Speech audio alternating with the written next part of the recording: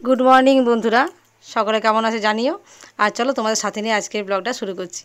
তো চলো, আজকে যাচ্ছি বাঁকুড়া। ছেলে দেখতে পাচ্ছ, ওকে অনেকদিন থেকে নিয়ে বেরোয়নি বলে ওর মনটা খারাপ হয়েছে। কিরকম মুখ শুকনো দাঁড়িয়ে আস্তে আস্তে টাটা করছে, মনটা আমারও খারাপ হলো। তো চলো, আজকে একটু বিশেষ দরকারের জন্যই যাওয়া, না হলে যেতাম না। তো মেয়ের অনেক জিনিসই ফুরিয়ে গেছে, ভালো ওকে একটু দিয়ে আসি।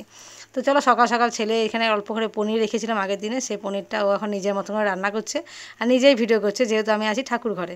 এই ভিডিওটাও নিজে করেছে। তো চলো, আমি এখানে পুজো টুজোটা সেরে নিচ্ছি, ততক্ষণ ও রান্নাটা করছে। তো পুজো না করে তো আমি ঘর থেকে বেরোই না। আর যেহেতু একটু হাতে সময় আছে, তো আমি একটু সকাল সকাল স্নানটা করে পুজোটা করে নিলাম। কারণ যেদিনই বাইরে যাবার থাকে সেদিন একটু তাড়াতাড়ি করে আমি স্নানটা সেরে নিই। তাহলে কি হয়, একটু পুজোটা করে বেরোলে সারাদিন একটা প্রশান্তি থাকে মনের মধ্যে। পুজো কমপ্লিট হয়ে গেছে আর এবার আমি সব কিছু রেডি করে নিয়েছি এখানে। এবার আমি বেরোবো। তো মোটামুটি এবার রেডি হবো আর বেরোবো, আর মেয়ের কিছু জিনিস আছে সেগুলো নিয়ে যাবো। একদম টোটাল রেডি হয়ে গেছি। কর্তাও চলে এসেছে আমাকে নিয়ে যাওয়ার জন্য, গাড়ি নিয়ে এসে হাজির। তো এখানে জলের বোতলগুলো ছেড়ে দিয়ে গেল, ওকে বললাম যে বোতলটা রেডি করে দেয়। এখানে সমস্ত লাগেজ সেট হয়ে গেছে। তো এতগুলো ব্যাগ যাচ্ছে মেয়ের ওখানে।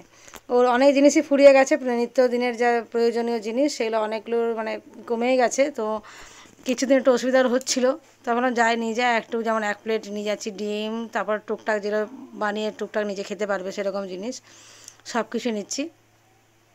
আর ওর নিজস্ব জিনিসপত্র কিছু ছিল, জামা কাপড়, সেগুলো নিয়ে যায়নি, সেগুলো নিয়ে যাচ্ছি। তো চলো, এখানে লাগেজগুলো সব উঠে গেছে। আর এবার আমরা চটপট এখান থেকে বেরিয়ে পড়বো। তো আর একটা মাত্র ব্যাগ আছে, তো এইটা ব্যাগটা হাতের কাছেই নেবো। এটা আমি বারণ করলাম বাইরের দিকে দিতে, কেননা যদি ও পড়ে টরে যায় অসুবিধা হয়ে যাবে। এটা কাছে থাকলে আমি একটু ধরে নিতে পারবো। তো যাক, ছেলে তো যাচ্ছে না, ছেলের মন ভীষণ খারাপ, দেখতে পাচ্ছ ওর মুখটা দিলে তোমরা বুঝতে পারবে, দেখে আমারই মায়া লাগছে। এত চপটা গরম, হাতে ধরে রাখা যাচ্ছে না, প্রচুর গরম চপ আর দারুণ টেস্ট। তো চলো, ওরা গেল টিফিন খেতে, আমাকে একটা চপ এনে দিল। খাবো নাই বলছিলাম, তো যাই হোক এলো যখন খেয়ে নিই। বাঁকুড়া পৌঁছে গেছি, আর মেয়ের মেসে যা যা জিনিস ছিল সবকে পৌঁছে দিলাম। সব কিছু ওর কাছে সব কিছু রেখে দিলাম মেসে, সব নামিয়ে ঠিকঠাক করে গুছিয়ে দিয়ে ওকে নিয়ে একটু বেরোলাম বাজার। একটু ওর কেনাকাটা আছে, আর সেই সাথে আমার এখানে বেশ ফুলদানি একটা নেবার ছিল, অনেক থেকে ইচ্ছে আছে যে একটা ফুলদানি নেব। তো সেটা এখানে দেখে নিচ্ছি। আমাদের এখানে মেলাতেও বসেছিল, তো মেলাতে বলেছিল 120 টাকা করে, অনেক ছোট ছোট ছিল। এখানে কিন্তু সাইজটা অনেকটাই বেশি, এখানে বলছে 160। তো আমি একটা নিয়েছি 150 টাকায়, 150 টাকা নিয়েছে। তো সবগুলোই ভালো লাগছে, কোনটা নেবো কোনটা নেই করে আমি একটাই নিলাম। আর লঙ্কাটা ঝাল হবে দেখে বোঝায় না, মাথা খারাপ আমার।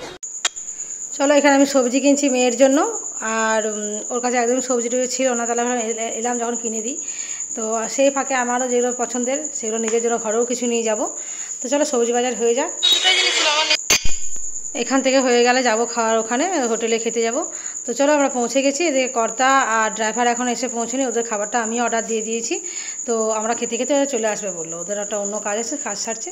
তো চলো, কর্তাও চলে এসেছে। তো আমরা এখানে খাওয়া দাওয়া করে নিচ্ছি। মেয়ের জন্য নিয়ে এসে একটা দই, ওই বললো তোমার দই খাবো।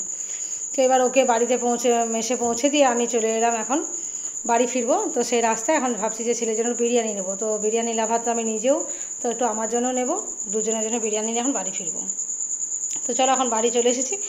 আর এদিকে কর্তা এনেছিল কয়েকটা মিষ্টি। তো ওর সময় অনেক বাচ্চারা খেলাধুলা করে থাকে, ও যখন বাড়িতে একা থাকে তো তাদেরকে দেবো, সেই জন্য নিয়ে এসেছিলাম। তো একটা আমার জন্য রেখেছে, আমি তো কতই মিষ্টি খাই, ভালোবাসি না মিষ্টি খেতে। পরে একটুখানি টেস্ট করবো, আমার ছেলেকে দিয়ে দেবো হয়তো। তো চলো, এখানে সবজি আমি সকালবেলায় করে দিয়ে গেছিলাম ফ্রিজে, তো সেটা একটুখানি কর্তার জন্য বের করে গরম করে দিচ্ছি। আর একটা ডিম ভেজে দেবো ওকে।